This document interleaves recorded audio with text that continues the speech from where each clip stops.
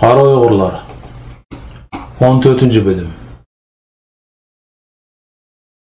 Sal namratroq sanaladigan bu kichik Yevropa davlatidagi Xitoy konsulxonasi shahar rayonidagi bir xoliroq joyga o'rnashgan bo'lib, atrofida yana bir qancha davlatning konsulxonasi bor edi.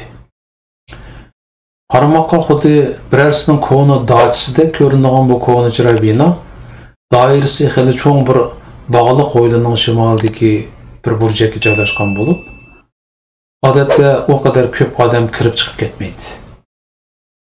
Xitoyning bu davlat bilan bo'lgan munosabatining degandek yaxshi bo'lib ketmasligi va yoki pandemiya sababli viza talab qilganlarning sonining ozayib ketganligi buningga sabab bo'lgan bo'lishi mumkin. Ishqilib, tinchlik cho'ngan bir konsulxona edi. Yang Tatay ishga kelib odati bo'yicha bir xizmatchi bilan konsul binosining orqa eshigidan chiqib, o'yladiki maxsus bekitib berilgan tomoq chekish lampasi ostida tog'dan-bog'dan paranglashqach tomoq chekishdi. Birozdan keyin xizmatchi binoga qaytib kirib ketdi. Yang Tatay bo'lsa telefonda biri bilan paranglashib, yana biroz sirtda turib qoldi. U gapini tugatib binoning orqa eshigiga yaqin qolganda, keynidan tuyuqsiz paydo bo'lgan biri uning og'zini mahkam etib oldi. Va qo'lidagi qurolni Yang Tatayning mingasiga tanglab turib, "Ichiga kir" deb ishorat qildi. Qo'rqqanidan g'al-g'al titrab, o'ri turishga majol qolmagan Yang Tatay keynidagi odamning yo'lab ittirishi bilan aron degidek o'ri turib, eshikni kartasi bilan ochdi. İkisi bino ichiga kirgandan keyin yaliq odam Yang Tatayni eshikdan kirganda sol tarafdagi hojatxonaga ishtirib akirdi va eshikni ichidan etib oldi. Bosh konsulning ishxonasi neda? Deb tuvan ovozda so'radi yaliqi qora kiyimli odam. Qat'iy ishonki, agar moslashmasang darhol o'ldirib o'taman. Bu tag'i ishga kammidi? Deb titrak ovozda pichirlab javob berdi Yang Tatay. Men sendan ishga keldim deb so'ramadim. Ishxonasi qaysi deb o'taman. Dedi yaliqi qora kiyimlik sal g'azablangandek bo'lib. 3-qavatda ikkili ishxona bor. Sol tarafdagisi shu. Qurolliq amaldorning ishxonasi-chu? Onun işxonasi 2-qavatda. Quloq sol. Sen meni Udil bosh konsulning ishxonasiga boshlab borsan. Men jondan to'ygan birisi. Shenginki, agar moslashmasang, seni ishkilanmay darhol etib tashlayman. Yang Tatay titrab beshini lingshitdi. Qora kiyimli kishi chabdaslik bilan ushda kiyib olgan qora kiyimini yechdi va uni purlab axlat sandiqqa solib etdi. Puchsiq kiyib olgan kostyum burilkisi birdilla uningga ajoyib yo'sin qo'shgan edi. U tapanchasining tepkisini tutgan holda o'ng yanchiqqa solib, qora ko'zoynakni taqib olgandan keyin Yang Tatayni oldida mengishga buyurdi. Yang Tatay eshikni asta ochib, solga burildi. Yaliqi yigit bo'lsa, onunğa yanma-yan holda mangdi. 5-6 metrdan keyinla solda üst qavatlarga chiqadigan palampay bor edi. Ular palampaydan 2-qavatga chiqqanda, qo'llarida bir to'p material tutib olgan bir Xitoy uchirdi va Yang Tatayga qarab: "Ha, Shoyang, siz degan materiallarni ishxonangizga kirib qo'ydim. Ishiltib bo'lib, menga akirib berishni unutmang." U Yang Tatayning yanidagi yaliqi kishiga qarab, sal hayron bo'lgan ohangda: "Bu kim bo'ldi?" deb so'radi. Bu kishi bu davlatning tashqi ishlar ministridan kelibdi. Bosh konsul bilan deyishib qo'yibdi ekan. "Ha, bildim. Sal turib ko'rishaylikmi?" Ular 3-qavatga chiqdi. Yang Tatay ishxonaning eshigini asta chekdi. O kiring degan ovozni anglagandan keyin eshikni asta ochdi. ishxona xeyli cho'ng bo'lib, eshikdan kirganda o'ng va so'lga qo'yilgan ikki uzun sofa bor edi. Sal ichiga manganda o'ng tarafda bir so'zunchoq yo'g'on ustal qo'yilgan yig'in uyi bor edi. Qarmoqqa 15-20 odam sig'adiganday qiladi. Deriz tarafdagi yo'g'on ustalda 50 yoshlar chamisidagi bir taqirbosh Xitoy o'tiradi. U butun diqqati bilan bir narsa o'qiyotgan bo'lib, ikkalan kirib, ishik yopilgandan keyin ondan beshini xo'shaqmaganday qilib ko'tardi va so'g'oqqina qilib: "Ha, sho'yang. Nima ishdi?"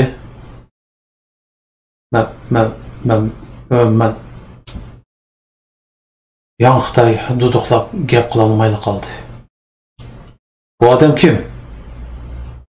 Eyliq taqirbosh Xitoy tuyuqsizla bir nimani bayqagandek jiddiylashdi va o'rnidan sakrab turib ketdi. "Ismim Batur, o'zim Uyg'ur", dedi yigit yanchug'idan qurolni chiqarib. "Sen bilan jiq ishimiz bor bugun. Jeningda ishing og'irsa, vaqirab chaqirma." "Sen nima degan qopchurak? O'lgin kaptur seni", deb vaqirdi Paynak Xitoy ve qo'lini darhol telefonga uzatdi. Uning qo'li telefonga tegmayla jonga urilgan bir udilmushning zarbisida o'ngda yiqildi. Fursatni ko'rgan Yang Tatay darhol keyniga o'rilib eshik tarafga o'zini otdi. Batur ikki chamdabla uning chechidan tutib oldi va og'zini etib so'rigunicha Paynak Xitoyning yoniga ilib keldi. "O'lging yo'qdi?" Olmaydi u Yang Tatayga. Yo'q, meni o'ltirma, nima desang qilay", dedi u yolvorib. "Endi yana qilsang, sesiq jeningni olaman." Xo'p, endi hargiz qilmayman." Batur Yang Tatayni konsul shirasi oldidagi o'rindiqqa o'tirg'izib qo'yib, yerda so'zlab yotgan Paynak Xitoyning yuziga botlukidagi o'tiga ichib bo'lolmagan sovuq suvni qushdi. Paynak Xitoy hushiga kelgandan keyin Batur uni o'z o'rindiqqa o'tirg'izdi. "Uning og'zi burundagi hollarni aytib et", dedi Batur Yang Tatayga qarab. Yang Tatay Baturning deganida qilib, Paynakning chiroyini o'ngshidi. "Quloq sol", dedi Batur xitob qilib. "Men jondan kechgan biri. Bo'lmasa bu qadamgacha kelolmagan bo'lardim. Qahramon bo'lgan bo'lsa, yana qarshilik qil. Men qilch ishkilanmay senlarni etib tashlayman. Eng yaxshisi deganimni qilish."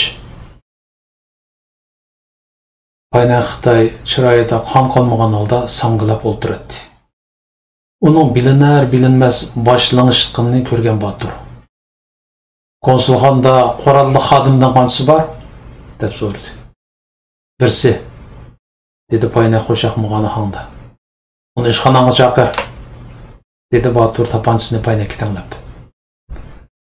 Paynak biriga telefon açtı. Bir minutlardan keyin eshik chekildi.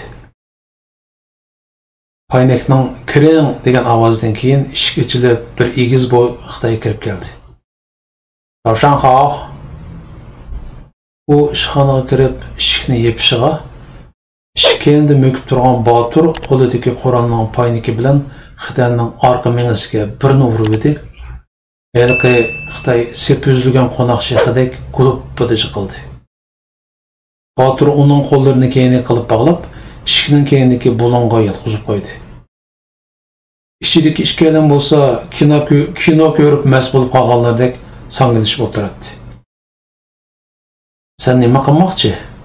so'radi Paynak bo'g'iq ovozda. "Qiladiganlarim bek ko'p. Qaysini avvaldsam bo'larkin?" dedi Batur Yang Tatayning o'tildagi tek kishilik o'rindiqqa kelib o'tirib. "Bugun konsul normal ichilamdi?" "Shundoq." "Mas'ul xodimingga telefon qil. Konsul ishkiga bugun dameli ish degan taxtini esib qo'ysin va bugun muhim yig'in borligini konsul xodimlariga uqtirsin." "Nemishqa? Pimishqangni qo'y. Deganimda qil." G'azablandi Batur. Paynak Baturning deganida qildi. Konsulda işleydiğin yerliklerden kanısı var. İkisi var idi. Bugün birisi ağırıp kalıp ruhsat sorudu. Yana birisi keldim ekin işqa bilmeymen. Adamlarınki de o kişi uyuga qaytsun. Bugün alaylı sebep bilen koyup berilgenligini eysun. Paynak Batır'ın ciddi telaffuzidan boysunumsa akıtının yaman bolğanlığını pemnedi bolğay. Onun degenlerini gın kılmay bija keltiretti. Konsulxanda sen Xitaylıklardan cemi qancha adam işleydi o? Bu bir küçük konsul. Cemi 13 adam işleymiz. Bildim. Köpçülükke uqtırış qil. Yani 15 minutdan keyin hammaylar mavu yandaki yig'in uyga yig'ilsin. Deydiganlarim var. Dedi Batur soğuqqina qilib. Paynak bunun bugün özgü tushirgan oxirgi buyruq ishkeligini his qilgandek bir eg'ir xo'rsinib telefonni qo'liga oldi. Paynakning yanidagi shkafning ustiga qo'yib qo'yilgan bir yugak duxovini ko'ygan Batur uni qo'liga elib, ishikning keyinidagi bulunga yetqizib qo'yilgan heliqi qo'li bog'liq Xitoyning ustini yepib qo'ydi. Davomi bor.